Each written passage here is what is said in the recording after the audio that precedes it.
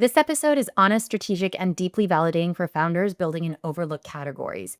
It's a candid look at iteration, resilience, and the conviction required to turn lived experience into venture scale outcomes. If you enjoyed this episode, be sure to follow Sarah Klingman and Mostest and subscribe to the Hard Launch to hear more conversations about what building really looks like behind the scenes and launching those initiatives.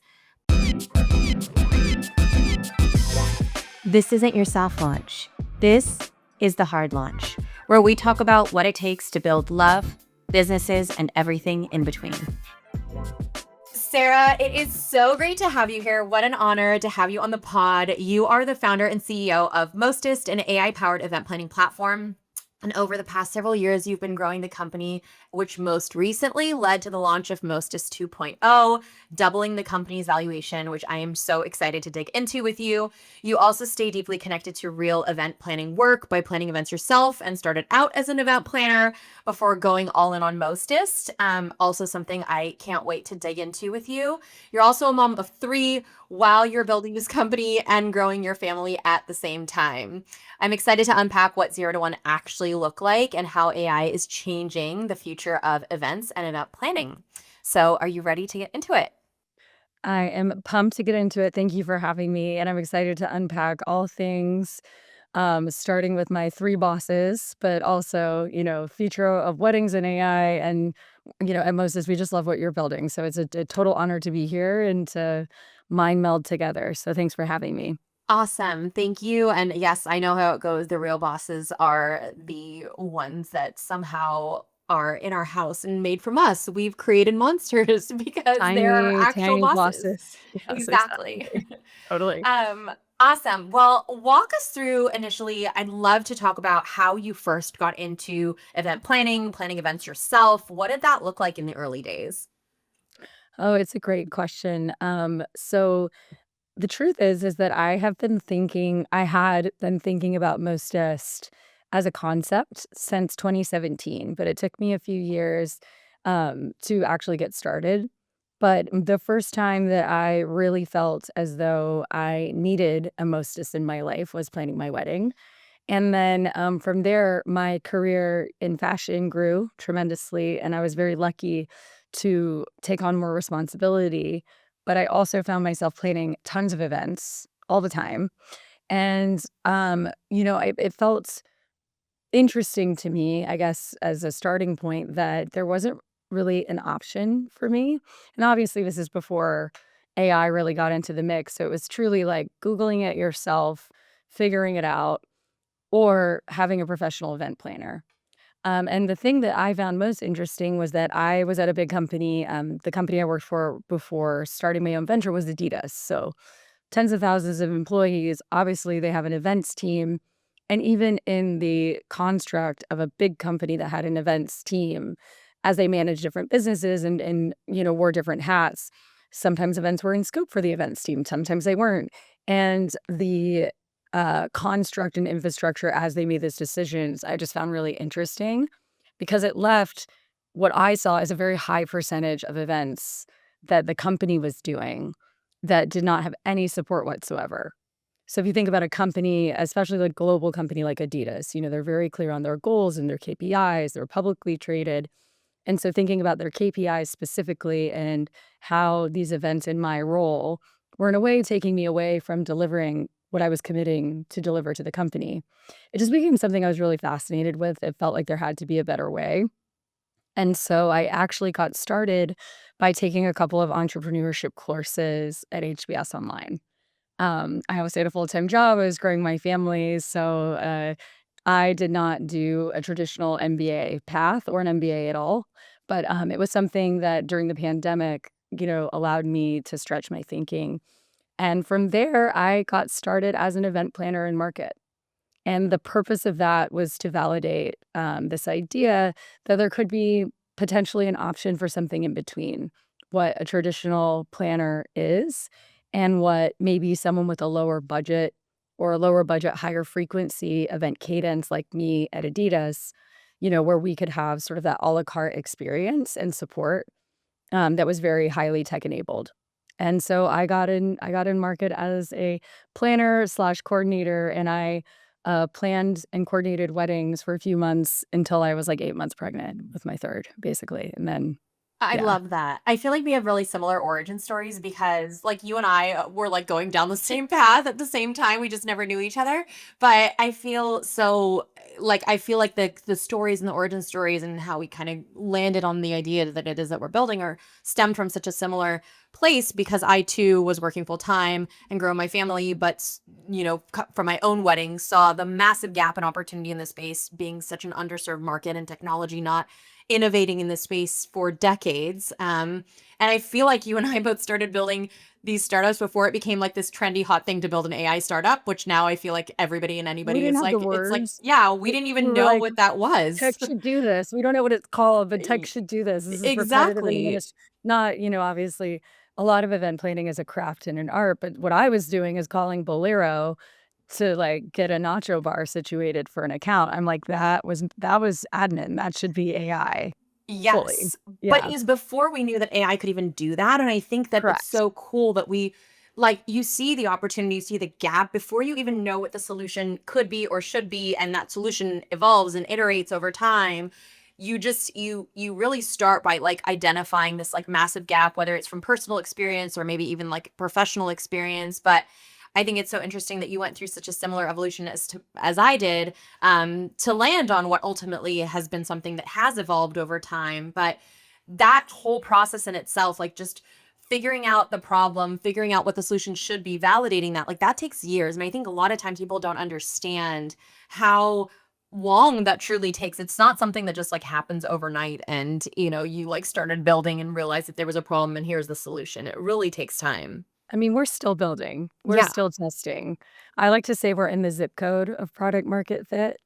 Um, I think the power of a good brand is people think you're bigger than you are. We're very much still building and testing. Mhm. The call I actually just had right before this was all about iteration of the current and future product. And I think that actually what makes this like the job of my dreams is that it is always changing. One of the things I learned about myself was that that creative aspect for me is incredibly fulfilling. Obviously stressful and can be tumultuous and I'm sure you feel this you have to rein yourself in sometimes, but I love that and it's never over. You never like have the product and then It's never over. there's no silver bullet. I think that's something people don't say enough and I think you hear these really romanticized stories of startup life, and, like, most of them, you're missing 80% of the story. Absolutely. Absolutely. You don't get to see what the evolution was and like what it took to get to that point. And to your point, you reach a point and then there's like this massive hill ahead of you that you still have to climb and still have to like overcome. And it's a Yeah, constant process of what is the next milestone, what's the next iteration, what's the next thing we need to get over. and it changes with the user, your users expand, they change. I had a leadership coach and a mentor from a VC tell me, and it's so, like, you hit it so vanilla on the head, like, she talked about scaling walls in startups, and basically, working in a startup, whether you're the founder or growth or really whatever, you are constantly just scaling walls. That's the difference. You're not going and you're not in a job that's consistent and steady. Like, yes, in the sense of like you show up, hopefully 5 days a week and whatever else, but like it's the walls are different. And you have to have the mentality of constantly really understanding that the job is actually to scale a different wall every, X amount of time. I'm And going to it's a take it's a bit that of a with paradigm. me. Oh, Scaling yeah. walls. I did I not just make say it up. climbing Shout out mountains, to but Jess. scaling walls, it's all the same and I love it. Shout out to Jess Rosen. Well, yeah, thank you for that. But for me, Exactly. it, like, gave me the perspective. I'm like, "Yeah, that makes sense. That is how that feels." It's exactly how it feels. What was the moment where you realized for yourself that like event planning was not just a creative outlet, but it was truly like a problem, a systemic problem that you wanted to solve for? Was there an inflection point where that happened, or was it truly over time and over the years that you were in the space and evolving yourself in this space? So twofold. The moment that I really became convicted to build was actually a personal moment. So we've hit on, I'm a mom, and I had a moment of hosting my daughter's second birthday party. And it's New York, and, I am literally schlepping, like, carts of stuff from my apartment to the venue across the street, which is like a kids' play place, and, like, I am in such a full body sweat hanging the piñata. By the time people came in, like, I was so fried that I was not present. I was just trying to, like, decompress my nervous system because in a classic New York fashion, it's like 30 minutes to get ready and and we have nothing, so everything has to be brought in. So it was, um, it was that made me really question, like, the real cost of DIY. And, like, now I call it affectionately DI cry, where, like, you're doing all these things, but without support. And support can look like different things. Most people cannot afford a luxury event planner. The unit economics don't make sense for the planner, and they don't make sense for the host, and that's okay. I think tech has this amazing ability to bridge the gap, and that was one of the first times that I experienced, I guess, the more, like, meta human crisis of, like, okay, we're on our phones all the time. We're calling that connection. We are so busy, like, my partner and I both work full time, always have, and so events were becoming this really important backstop in the construct of our lives in terms of human connection. Event could be a dinner party, and I think especially post-pandemic, it could be a birthday party, it could be, girls' night, it could be my sister's engagement party, but the mental cost of actually doing all the planning, and then it was happening in the workspace. I'm like, I am not actually physically present, mentally present. I'm physically present, but I'm not mentally present because of some of the stress and distraction that this is, whether it's taking away from, like, that KPI at work or whether it's, like, my daughter wanting me to play with her at the second birthday, but I have to talk to 10 people because I don't have a coordinator, and I just felt like I felt like bringing this luxury, like, little snippets of his luxury to people in different use cases wasn't just about, like, wedding planning anymore. It was about, like, the ability to be present, and that I believe in and have enough conviction to build a company around and to endure what a startup journey is for. Because I think at the end of the day, you know, whether you subscribe to the loneliness epidemic or, what iPhones are connection or not connection, the reality is like people are lonely, people are depressed, and there's so much science around the power of human connection. Like if you and I are vibing in person, our neurons are mimicking each other, literally. Like our brains are designed to connect. Our body treats it like a reward system, like a little bite of chocolate or a workout when we're connecting and laughing and having fun, but even just being around people, physical presence. And it was becoming this incredibly stressful experience. And it felt like such a miss and a problem worthy of solving if we believe, as a mom of three, I'm like, what do I want connection to look like for them? So I know it's like a little hokey of an answer, but it's true. The full body sweat at the pinata and being miserable at the stunning 2-year-old birthday party where I just wanted it to be over as quickly as possible. I can relate so much to that because Yeah. every time my kids' birthdays come up, I'm like stressed the heck out. My husband's Deadlines. like, "How many years are we gonna be like hanging this decor?" I'm like up on ladders, like getting all the decor. I mean, it's just a joke. And he's like, we've got to figure out a better way to do this. I mean, it's not efficient. And to your point, like really what, a lot of what you believe in, and also I believe in, given we're building in similar spaces, is that, you're bringing what used to be a luxury and making it accessible to the masses because I completely agree that the current model of, how like event planning and consumerism works today is just it's broken and it's not working in anybody's favor given the supply and demand issues. Like there's so much to it, right? Like there's not enough planners, there's more events happening, especially post pandemic. There's just a lot to it, and like the pricing has become such that it truly is a luxury. And why can't we make solutions that are more accessible to to the masses and allows this like distribution of this type of expertise or type of service to people who deserve it and really should be able to get that level of help. How did you feel that being close to event planning, and even you, I know you continue to do event planning even today, how did you feel that that's been sharpening your decisions with the business and how you operate in the business, how you navigate through this journey and building, being, still actively planning and having planned and being close to the work itself? It is so critical. I think that, as we build for, like, to be a planner, essentially our product, the idea is that it is your planner, you know? And so how I can't, sit up in an ivory tower, not that my co-working space is an ivory tower, and, hypothesize what that's like. And, I think specifically what's been the most valuable is doing the event days. Yes, the planning process, and there are surprises and things to learn that are really, really valuable, tons of nuance. Um, but actually being on your feet for the 10 to 12-hour day, I think is like a really important rite of passage to be in this space. I actually have everyone on my team do a day, like as a shadow, they shadow or coordinate an event because it gives you a newfound respect for the vendor community and for the planners that are doing this work because it is many times thankless, many times it's not. And one of the things that I learned very early on is that this amazing group of people actually like really cares how your day goes. Like they really care how your event goes. They're very, very invested. And how do you bring that into tech, knowing that like, someone's event budget may not allow for that level of professional sort of support. So it's been really important. I think I would have had a bad hypothesis before. I think it made my bad hypothesis slightly better on how to build it first.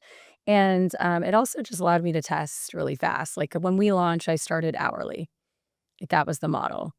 And if I hadn't tested that way, I wouldn't have learned the, like, operational pitfalls of that. Not necessarily that in theory it's a good idea, like, yes, we learned a lot in that process of what works for both sides, and it actually didn't work for us. If somebody else cracks it, like, more power to you.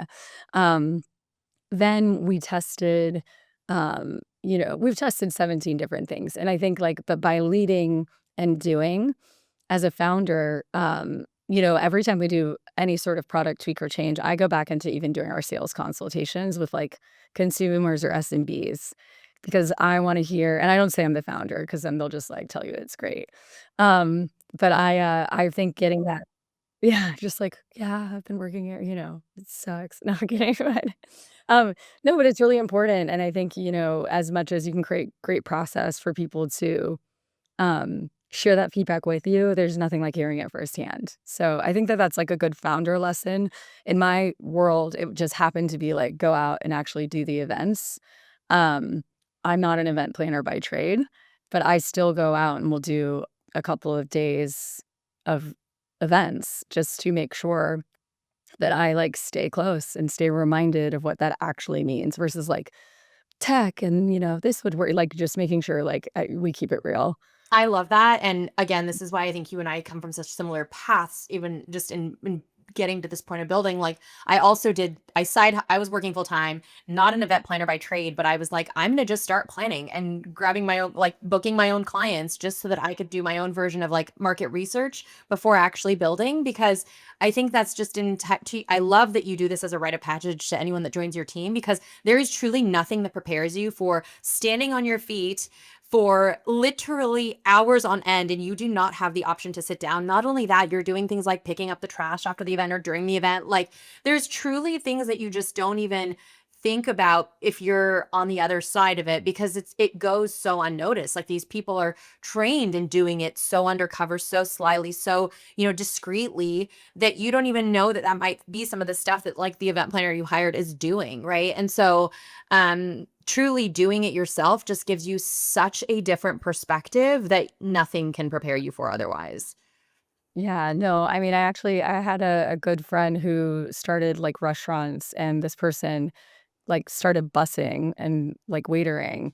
And like I took that as like a good point of inspiration. And that, I think that again, I think especially in tech, especially in Silicon Valley, there's this like, oh, idea, problem to solve. I would use this. And I think that's great. Like sometimes being blind, like I think it's the right combination of like, I don't have a background in this, but I rolled my sleeves up and it sounds like you similarly, where, you had an idea of what the need and problem to solve was, but had you not gone in there, you would have probably made a lot of expensive mistakes too by not getting in the detail. 100%. I couldn't agree more. I truly think it's like the best way or the best first step to building is put yourself in the shoes of either your customer, one of the stakeholders who you're building for, because you're never going to understand unless you do that first. It's like a must. And I say this to like every founder. If I talk to anybody who's like, where should I start? Side hustle as your customer. Like, be your customer, create a side hustle that is your customer. Even if you don't have the background, just do it. Figure it Well, out. Just go do it. just test. I think Just the idea of test. testing, like, people get really, protective of ideas and very heavily committed to their idea. And I probably was like this as well, but I was actually talking to a founder the other day, and they're like, "Okay, like, but don't say anything." And I'm like, "Ideas are just ideas." You know how many people have ideas? Like, you gotta go test it, you gotta build it, like, no one like, the idea, no one's, like, sitting around I mean, maybe these things really happen, I don't know, but I've never heard of, like, something like that was a great unless you were, like, the competitor with millions and millions of dollars of funding, just, like, wrong room, you know what I mean? Like, at the end of the day, there's so much detail and grit that separates an idea from a business that, Mhm. I like couldn't agree more. Just go put it out in the world. Do it. Be the customer. Put your product out. just start. Just Just start. start. It's always Exactly. my advice is, like, I talked to a young woman who actually used to coordinate for us, who is, like, brilliant, and she's in pharmacy school, and she has a business idea for something in her field of study, and she's like, "So where do I start?" I'm like, "You just do something every day." That's where you start. You just do something every day. Like, I can give you 10 things I think you should do, but the reality is, like, there's no, like, "Okay, I have a business. This just happened." I think that goes without saying, but I think sometimes it is glamorized, and sometimes you just start. You just take the call. I love the Run the Runway story. They started with a trunk show just to prove that people would rent dresses, and they racked up all their personal credit card debt to, like, buy these dresses and to rent them in this one trunk show. But it's like, that is what it takes. There is no pretty, like, story here. There's no playbook, there's no step by No. step. It truly just is experiment, test, fail, learn, go through the iterations that you have to go through, get tossed Yeah. around. You mentioned that you went through tested 17 different versions of the product and assumptions. What was the very first version of Mostest? Because I know you guys have come quite a long way in terms of Ooh, iterating and, molding the platform and the product. So I'm curious just to be able to even highlight how far you've come, like, what was the very first it was version of hourly. that? It Okay, was hourly. okay. Yeah. Yeah. It was hourly. It was hourly planning services Yeah, it that was you would like, "Hey, offer. girl, like, you need help with these 10 things, like, just book the hours you need." Yeah. And what assumptions in that turned out to be wrong? Like, where were you guys pinpointing, or when did you pinpoint that, okay, we're maybe not on the exact right path, or like our initial assumptions maybe weren't accurate? And I guess to that end, when did it feel like it started to click where you felt, okay, now we are on the right path? We're actually, we should be moving forward on this lane and pushing in this lane rather than perhaps maybe the like 16 other lanes that you guys tested before. I think we're still testing and learning, full disclosure, but I think that, there's definitely a difference in feeling, and some of it how you do, like, kinda and you know this, obviously, like, have to be data obsessed. It's not like you get 15 customers that call you and tell you they're obsessed with you, although reviews are amazing. But we started hourly, and the oversight for us there was primarily just the operational piece. Um, that would I be like the thing to that like I didn't think about. Let me just say, like it wasn't actually the biggest problem with it, but it was the thing that I didn't think about, right? And what I learned in that is that it's too complicated for people to think through how many out like it's like and then we evolved from that to making a recommendation of hours for deliverables, right? And the goal of this was is like you're taking a service and this is sort of like pre-AI where like really these talented event planners, it has to be worth their time. So there has to be a time cap on what they're willing to do. So we're trying to protect them. And I actually think the biggest mistake in that model was not really being clearly or like clear enough early on who like really we served. And because you can serve both, of course, but, like, what problem are you solving? Are you solving supplementary work for planners, or are you solving the pinata sweat, full body sweat? Like, and for me, because I was in learning mode, and I approached it with a lot of curiosity, I think I waffled at first. And so I think that, that was one piece of it. And then I think the simplicity thing, like, is real. Like, then we shifted to sort of just like, here is the deliverable, and you can hedge. You can say things like, for up to 30 days, because, the pushback, from the professional community was like, they just, of course, didn't want to get taken advantage of and overinvest time in a way that wouldn't be worthy of, like, their value that they were bringing. So creating the right guardrails, and that led us to, I mean, AI's sort of changed the game in that, for us, in thinking about, like, the sheer hours it takes to plan, a wedding, as an example, can take up to 500 hours to plan, which is 3 months of a full-time job for those keeping score at home. So when people are like, "Oh, it feels like a full-time job," guess what? It is actually a full-time job for 3 months, especially at the beginning. Um, so in thinking about that as the context, for us, it was like, how do we take away as much of that work as possible, but allow them to stay true to their vision, but not necessarily, for us, have to do the admin or the research, or, how do we provide some level of, like, really vetting vendors, not just, like, letting them pay to play for, X amount of dollars, and, trying to actually be the tech that represented the planner in lieu of those being able to have a traditional planner. But then also giving those the opportunity to have a little concierge support too if they want that. Yeah, I think that's such good advice, right? Like you have to know who you're serving. And I, like you, went through the process of waffling. And I think that's just part of it because It's like learning. yeah, you're Yeah. trying to figure out where is the biggest pain point and what is the value that you can best deliver on. And, how are these stakeholders working together and how do you fit into that picture, especially in event planning, because there are so many stakeholders. There's vendors and venues and planners and consumers. And it's actually a really complicated space, I think, to be building in because, and maybe that's why it's so underserved because people just don't want to touch it given the complexity of it. But it truly means that you have to go through the iterations and the evolution and kind of waffle between where is where is your place amongst all these stakeholders and how do you play a role in that. I'm so curious, like what internally had you, like what signals kept you feeling I need to keep iterating instead of quitting?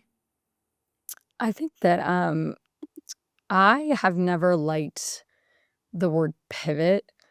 Like, I think it's a little bit, I don't know, unrealistic to think that business models aren't going to evolve tremendously, probably forever, but certainly in the first 5 years of business.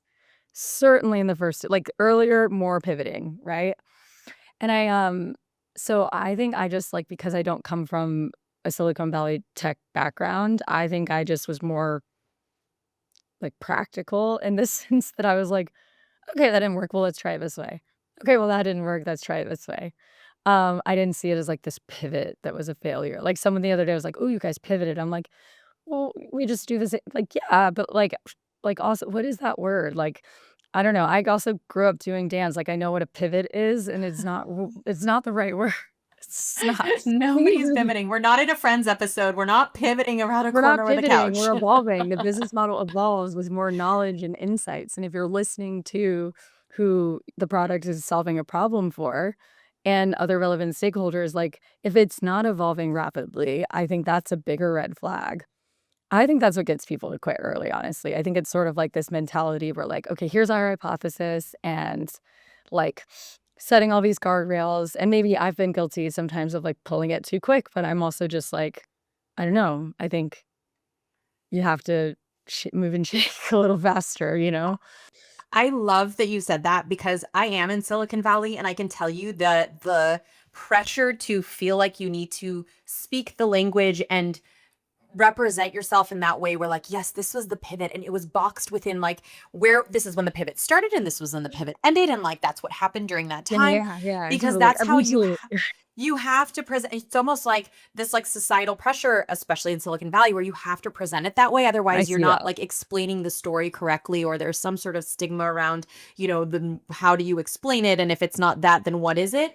But I completely agree with you. Like, what is a pivot really? You have to be doing these evolution cycles. Maybe it's a cycle, but it's not a pivot, but those A cycles are trail of natural. breadcrumbs. It's a trail Yeah. of breadcrumbs, like, that's really the journey I feel like I've been on. It's like trail of breadcrumbs, and then tech evolves, and the market evolves, and, all these different things. Yeah. I feel the same way. I actually use that phrase. Like if somebody asks me, how are things going or what has this been like? I literally describe it as exactly that. I'm just following the breadcrumbs. Like I go to the next breadcrumb and I'm like, what's over here? Like, what do we do now? How do we scale this wall? Right. Like it truly is following the breadcrumbs and going where, you're learning and you kind of see what the paths are in front of you. And you're like, okay, I'm going to go down this path because this feels to be the best path. But that doesn't mean that you can't then turn and be like, well, whoops, I should have probably gone down this. I mean, there's ways to do it in a smarter way that's most effective for the business, of course, but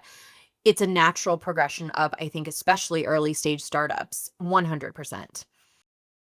And what about you? What's kept you going? I'm curious to hear your answer to that too. Yeah. I love when I get asked questions. I think for me, I never saw another option. Like, I was so convicted in the problem that and I this is also part of my how I've operated in life and part of my kind of DNA as well, I suppose, and it's an innate quality, but I just once I had seen the problem, I never saw another option in terms of like what I wanted to do with my life and, my career. And that has kept me going. I've never thought like, oh, what if I would have stayed at that full-time job? Or like, what if I did this now? Or what if I was over here doing this? Or like, I don't know, become an influencer. Like that was never my thing.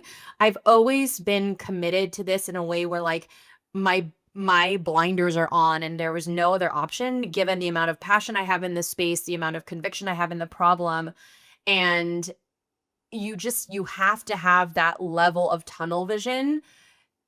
And like I feel like that's the only way you keep going because if you start to get curious or you start to like think what's outside of the bounds of like solving for this problem, I think that starts to take you away and you get distracted and there's other shiny objects on the side, but for me, it was just there's never another option. And also, like, as a mom, I want to show my kids what it means to see out what you're convicted in, right? Like play it out, watch it happen and actually like go down the path. And I think it's an example I want to set for my kids. It's also something like I said is innately in me, but um once you go down this path, you've invested your time, your energy, you're showing your kids something if you have kids or your family, like everyone's supporting you and on board. And it's like, I've already gone so far. I want to see this through and I want to continue on and I'm put my blinders up and just keep going. And it's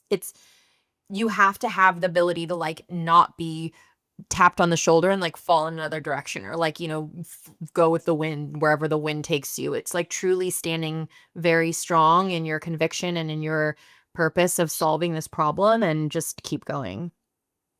I love what you said there because, like, conviction isn't being stubborn. It's like you're just staying in the game. Like, you never stop believing the problem's real. That doesn't mean you haven't changed business models, repositioned, rebuilt it.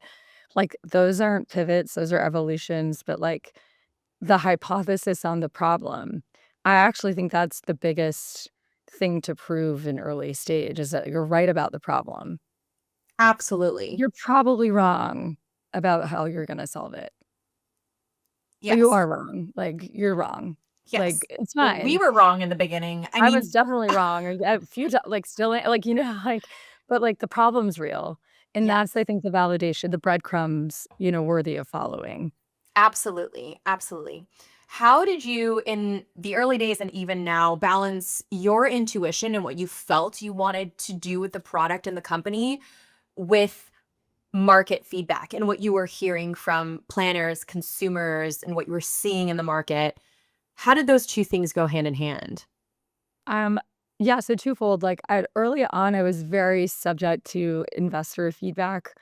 impacting my confidence and not conviction, but confidence in what we were doing.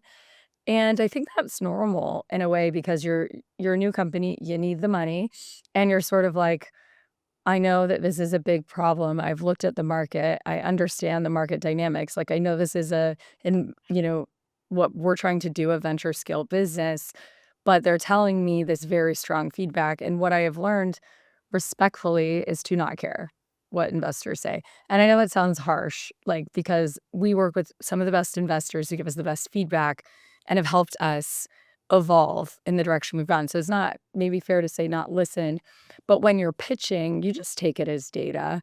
They are, a fraction of a percentage as invested in this market and understanding that you are. And they've seen some stuff. So it's like, what can I learn from that? And I think the biggest unlock for me has been thinking about all feedback just as data, like removing the emotion from it fully and also making sure like I allow the good data to be there too, because I think as at least for me, like I will zoom so in on what's wrong with the business model and what we could be doing differently. And sometimes I don't like also unpack the good. And I think actually you miss things clinically when you do that too. Kind of like, asking for feedback. Feedback can look two different ways. It can tell you, do more of this because I really liked that. And I think that's the feedback we missed at first because I was so like committed to taking on any piece of constructive criticism and making sure that we were actioning it. I actually think some of doubling down on what we were really good at, I probably missed early on because I was kind of being our harshest critic. Yeah. Yeah. And I think as an early stage founder, to an extent, you cannot let VC dictate your strategy. You will find investors who understand you and believe in you and understand the vision. And oh, by the way, that all like we already like said, like is all gonna change anyway. So it's really, I think, actually finding investors who fully buy in on the problem, who can then buy in on you and your team and kind of like figure the rest out later. But I let it steer me. And I think that was a distraction for a time. Yeah, I mean, I don't think you're alone. I have felt the same pressures, especially as a first time impressionable founder, right? It's so you want to become an investor pleaser. You're no longer a people pleaser. You may be an investor pleaser because you need the money and you need the capital, but it's so difficult to fight against that, especially in the early days until you learn the lesson that it is sometimes just the only way you're going to survive is by kind of picking through the noise, figuring out what is really critical to listen to and what isn't, because you're pitching so much and you're pitching, hundreds, if not more, investors at a time, and each person has their own feedback and their own opinions and their own, critiques of what you're building and what you should be doing and the direction you should take this in. And it's Yeah. so And if they want to easy. invest and go on that journey with me, like, let's go. But otherwise, Y Yes, I like, completely agree, and I've had the yeah, same experience. How did you frame up weddings and events as a, defensible market, especially given this is a a vertical that it has been underserved with innovation and technology, and, I'm curious how you framed it for your investors, and also, like, were there common objections you were hearing and some that you were like, sort of. "I'm just not gonna listen to this," or I feel that this is maybe not as critical," and what might have those been? Yeah. So, I mean, the number one thing to watch out for, I think, in the wedding market is a high customer acquisition cost. And then the second objection or watch out is the repeat behavior. Hopefully, if all goes well, they're not getting married all the time. But I think what's changed in the market, so for us, we never intended to just do weddings. So our hypothesis has evolved quite a bit, but it really was thinking about weddings as a wedge because it is for like, and we both spoke about like our individual experiences. I don't think it's uncommon for it to be the first time in a specifically, and many times female woman who is making these decisions the first time she thinks about hiring a professional planner. So there is this entire ecosystem built around wedding planning. And so going and advertising there and acquiring customers, like, yes, it can be expensive, but it also is a really easy way to sort of infiltrate your target market and really positioning it more as a wedge than as we're a wedding planning business. And it's been true. I think the curveball has been, if you were to write this business plan a few years ago, you would say, first comes love, second comes marriage, third comes the baby and the baby carriage. Like you would say, oh, this consumer is now going to have us plan a kids party or a baby shower. And what we saw actually is that this power couple takes us into the workplace next. That has been the biggest interesting sort of curveball that has Mm. debunked a lot of the hesitancy that we received around just even touching the wedding space, because they are bringing us into their place of work, usually while engaged, and then being able to show that repeat transaction behavior in a short amount of time is actually an incredibly strong signal of highly repeatable product market fit. Um, the customer acquisition thing, it being expensive, I think that any consumer business is going to have questions around how do you scale this? And like, color me biased, I think events are a big hack for consumer brands. For us, even as we're targeting B2B, B2B2B, and B2B2C, like we are thinking about events as our number one go to market because the actual conversion down the funnel from awareness to action, that in partnerships, like there is, I mean, this user, whether they're in a business use case or a consumer use case, they are getting so much content delivered to them at such rapid speed. I don't know the number. I know people used to say 10. I think it's much higher now. The chance of you actually like penetrating digitally, I think is a much it's a pretty low intense way to do it, and I think you're gonna spend. So I think it's actually a really fair concern for an investor. I think staying away from weddings in total, I would say for a business that's thinking about weddings, think about milestones instead of weddings because you don't wanna do all that work, develop the relationship with the user, and then ultimately, like, not have a continued relationship with them, and that doesn't need to be right away, but I think that is also a fair challenge in terms of thinking about the business plan and what does evolution look like because of that initial investment and how much trust building goes into them trying your product, especially for such a high stakes personal event. I think showing how it evolves from this to that. And you see the not do that. They've acquired companies that reflect different milestones throughout. You see Zola take a swing at it with Zola Baby Registry, so they're seeing it, but I think they're seeing it maybe too late. Not obviously because they're buying everyone. But um, I think that thinking about that as a really thoughtful part of your business plan and earlier than you think before you're a wedding brand would be Yeah.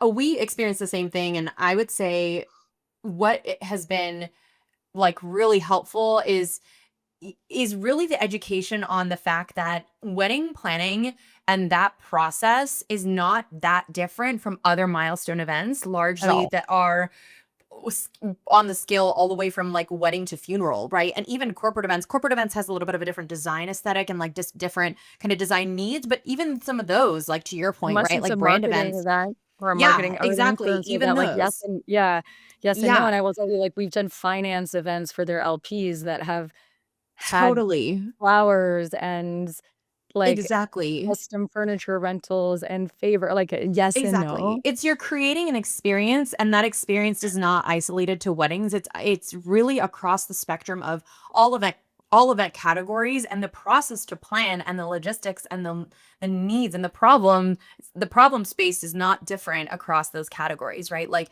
the same things happen, the same problems are experienced by the consumer and by the businesses or whoever the end user is and Yeah. it really is such a similar process and I think like it was even like an opportunity for us to educate in investor discussions or with whoever we were talking to any stakeholders that to your point weddings could be the most relatable wedge because everybody knows a wedding and everybody And we'll think of it as an entry likely point.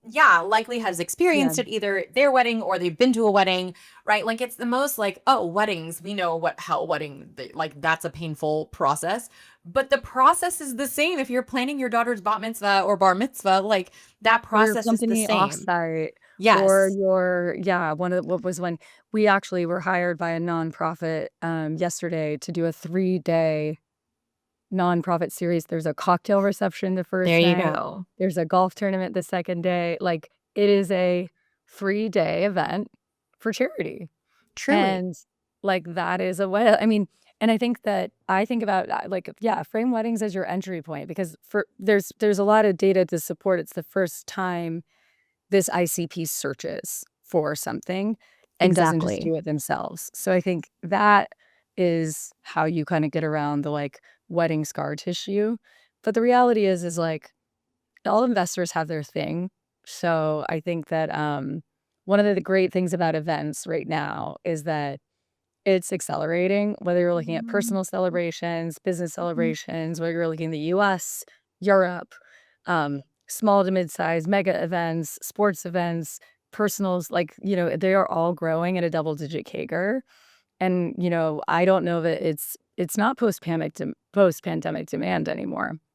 This is, I think, this next generation saying exactly where we started, which is that we're invested in real human connection. So there will be tools for this and they will need, and maybe they'll search for it before their wedding, but I think there's a pretty strong, data backed case to say that a lot of times the first time you're going to get someone high intense to actually book something might be their wedding because they're actually finally just overwhelmed enough to not take it on. Absolutely. I mean, to what I've always said and learned through this process is that it's the first time people are usually planning at that scale. Like, usually, if you're planning something, it's never at the scale of a wedding. Although post wedding, there are many milestones and many On and events on that and are on. Yeah. Oh, of yeah. that scale. So it's sort of like an inflection point of like, oh, now I understand what it means to plan at that scale, and now I do that, in follow on milestone events, but or even corporate events. But before that, because of the age or because of just like life chapters before a wedding, you're usually not planning events at that scale. Also, just budget wise, like usually, when you're getting married is like generally the life chapter where like you suddenly have maybe perhaps a larger budget and, things are changing in Complexity. life. Yeah, complexity in life. Just so many things have changed during that period. So I totally agree. It's the first time people are usually experiencing that level of planning. I also think it's like the role as a wife, at least for me, has been like now my role in my family system is different. Like I'm no longer a passenger of events, I'm planning them. And similarly, it's also simultaneously happening typically with more women in the workforce than ever as our careers accelerate. So it's not, it is like I think a timing thing just based on the average age one does get married, where all of a sudden it's like a perfect storm. But as like the married sister, as an example, like I then was in charge of the bachelorette parties for my sister. Just Yeah. there's no that's like harder to prove. But I do think about like if you think about an event planner as like, not the traditional trade, but as like someone like you or I who like to host events, you think about that as like I like to think of it as a community connector. Like I can be at times my family's community connector, which means my parents' 40th wedding anniversary is this year. We are planning an event for that. And that's one of a dozen examples I can think about that have happened since I got married, not before. Yep. So I think it's an interesting thing as you think about who this person is, who is actually the payer of what you're looking to do and just where they are in their life. I think actually quite the opposite. You can almost flip the wedding script into, like, a pretty compelling case as to why you should be marketing there first. Absolutely. You mentioned you were growing your family while you were growing Mostest. I know you guys are still growing, but like that, you were building your family in parallel. What did truly 0 to 1 look like for you in the business as a mom of three? What did a typical day, week, month look like for you? I'm gonna say things that are gonna be pretty controversial, and they're not what I recommend to do, but, like, I'm gonna answer, the question really honestly. It meant opening my laptop at the hospital. Like, that is what it meant, and not resentfully, like, I love building, so I think if I was, like, back in my corporate job and I had to open my laptop at a hospital, I would have had a conniption, but, like, because I love what I'm doing, I was kinda like, "Okay, baby's sleeping. I'm gonna plug in," and that was just that's my nature, I am obsessed with this business, and that has meant a lot of integration. I brought Audrey, my youngest, to a wedding to oversee a setup with me when she was, like, 2 weeks old. Wow. Yeah, and, there's a whole story behind that, but I have a firm belief that, especially my girls, seeing me build is a good thing. and not to try. I don't believe in work-life balance as a founder. I think it's very different as a contributor, but I think if you have decided to build something and really depending on what your ambitions are for it, but for me, like I I'm like leaving it all on the field, but that isn't going to come at the expense of my time with my kids. And because, these moments and years with them as young people are flying, I actually think being my own boss has given me so much freedom to do that. Where if I was in the traditional confines of a corporate environment, you kind of have to show up at this time, you kind of leave at this time. Oh, this meeting is, a traveling meeting that's non-negotiable. So like at the end of the day, I can say no. And that is like I think the power of like being a female founder, mother, parent.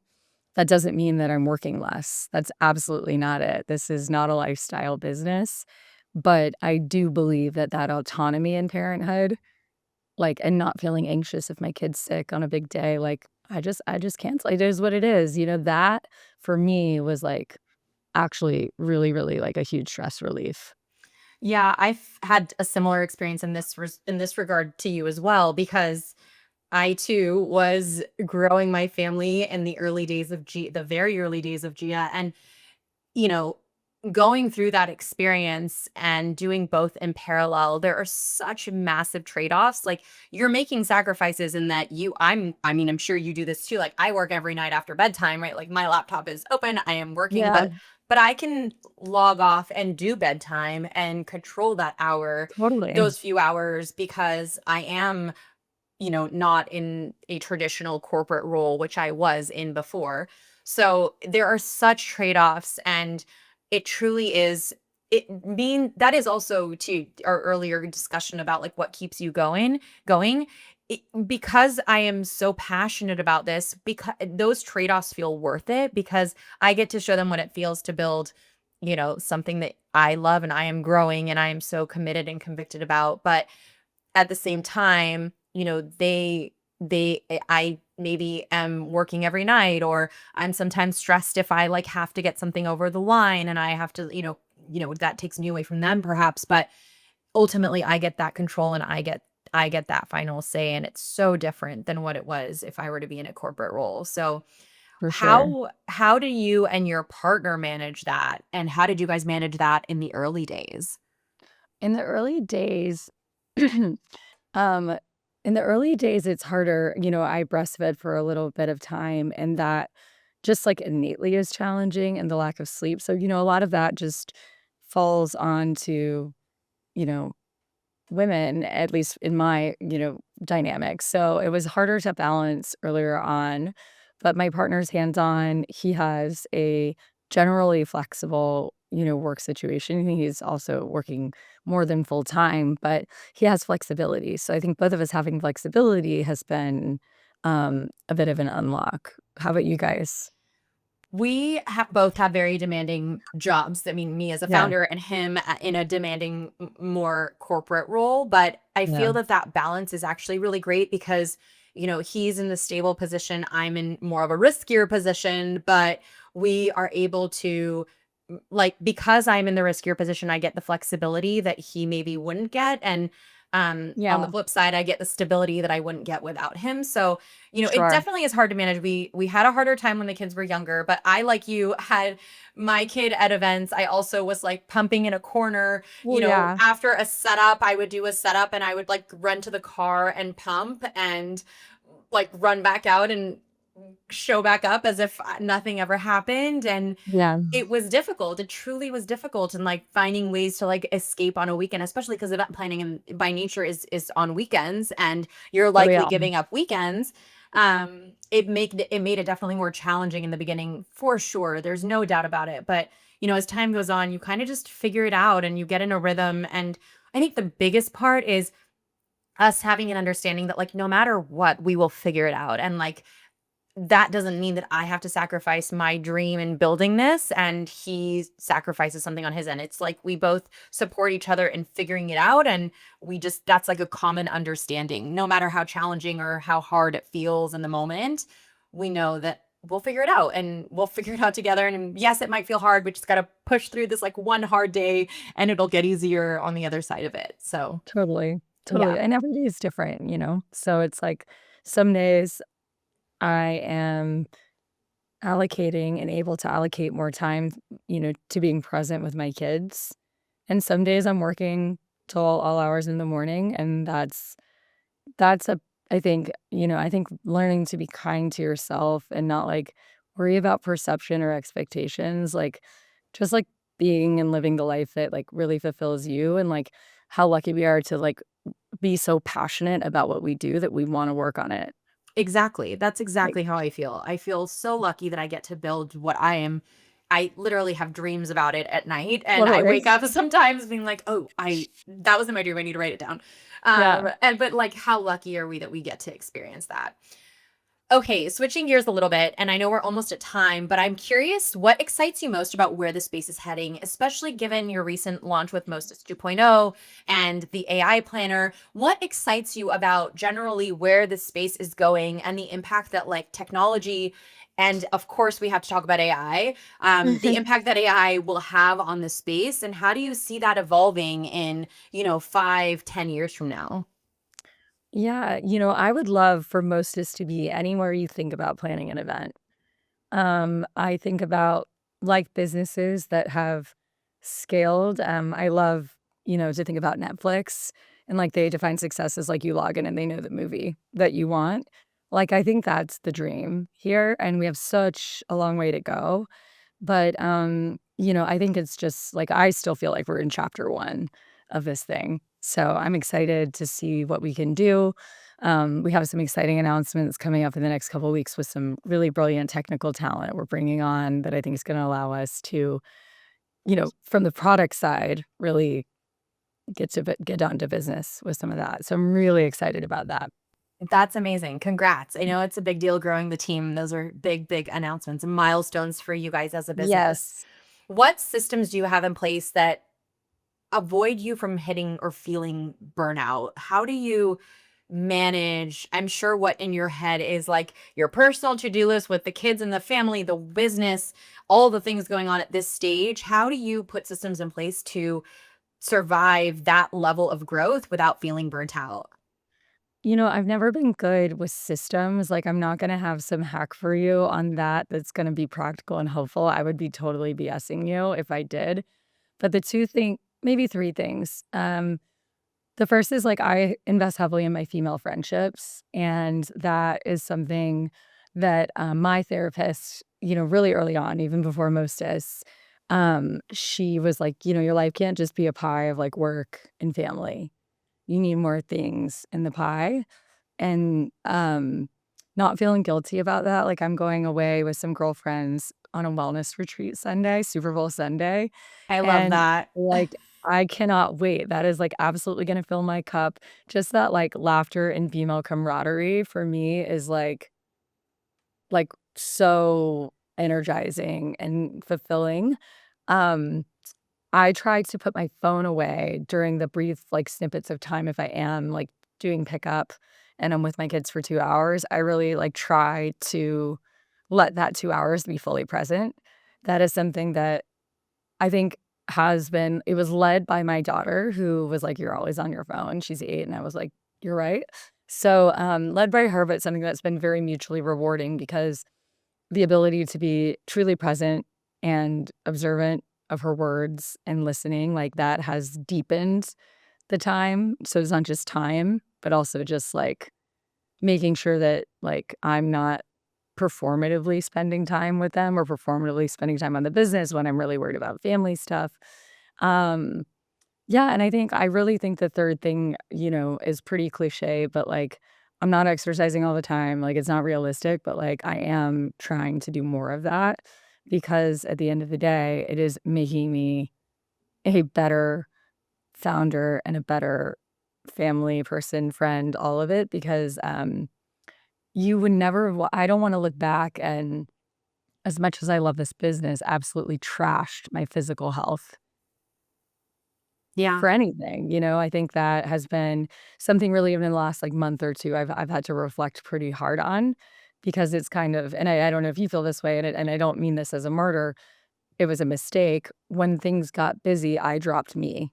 Like, I dropped my workouts, I dropped my time with friends, and I think that part of coming back to making this more sustainable has been, like, sort of undoing some of that. We're like, "You know what? Actually, it's okay if I don't do pickup today because I need to go exercise, and it's okay if I need to, like, push that meeting," and, like, making sure that I have my oxygen mask on too for I the one long hun haul. Yes, Yeah, I 100% feel the same way, and also had gone through that reflection experience, especially given it was the new year and, like, what do I want this year to look like, not only for the business, but for me to show up well in all these areas of my life, and I very much put myself last for a long time, and I think that just women, it's, like, innately in us when we're having kids, especially as founders, like, okay, these are the 2 top priorities, we're gonna come last, that's just a it's like you don't even second guess that. That's just what you immediately default totally. to, and it's terrible. It's not a good thing, and I think as you see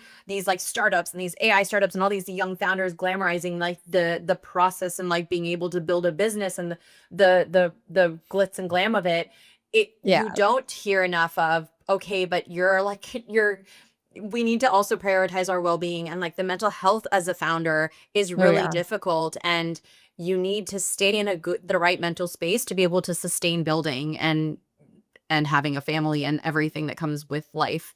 100. I also think, like, a great network of founder friends. Like, I remember early on when I was trying to meet investors, going to these events and, like, meeting founders and be like, "But where's the we need the money, like, where are the investors?" One, most investment we've gotten has been through an intro from a founder friend. So, like, founder friends are your lifeline, and then the second, that is therapy too, and to being able to call someone and be like, unfiltered version is huge. So you can call me anytime. I feel the same vice versa, but that, like, network is, like, big, I think, in terms of just, like, I feel like I'm developing this group where I could not whine, but simply say, like, "Holy," and just not bring it into my house, not bring it into my work, 'cause, you can't bring it to your team some of the time, so it's like, Couldn't yeah, agree more. It's so important. I mean, you have to fill your cup in that way, whether it's girlfriends, founder friends. You need that outlet. Otherwise, it just you sit with it. And I have had that experience where it gets lonely and you're sitting with, like, your thoughts and your feelings, like, what the hell do I do next? Kind of thing. And it's you need that support system around you outside of just your immediate family for sure. Okay, quick few rapid fire questions.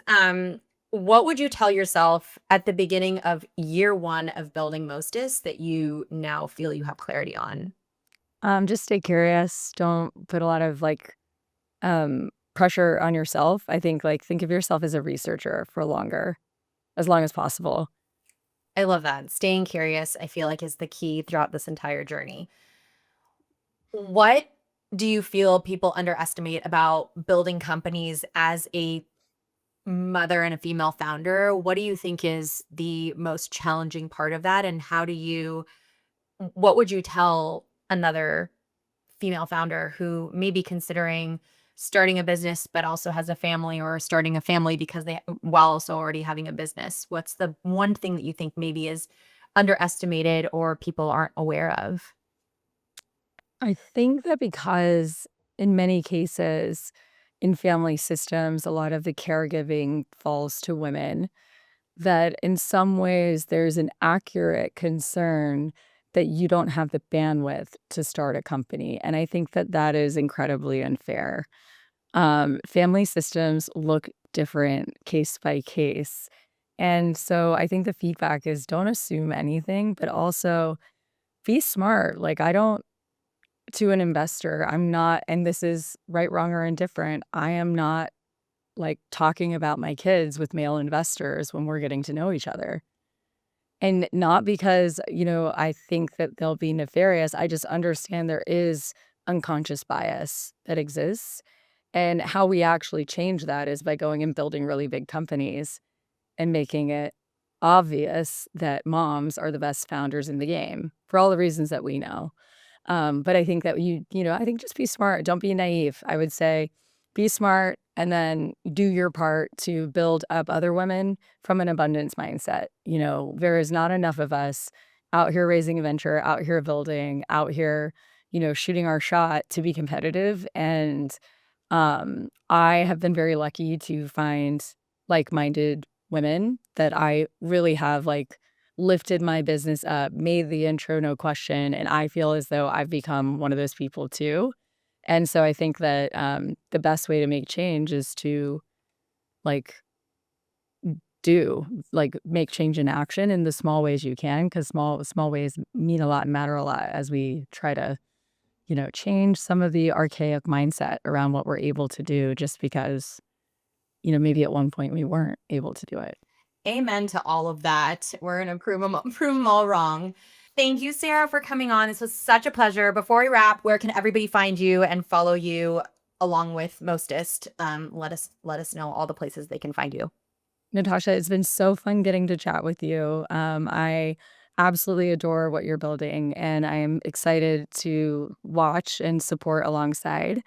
For anyone who's interested in learning more about Mostest, you can find us at joinmostest with a T.com, and the same social handle across all platforms at joinmostest. So, yeah, hit me up, DM me if you have an event coming up, and we'd love to help. Amazing. We'll link it in the show notes. Thank you so much, Amazing. Sarah. This is so fun.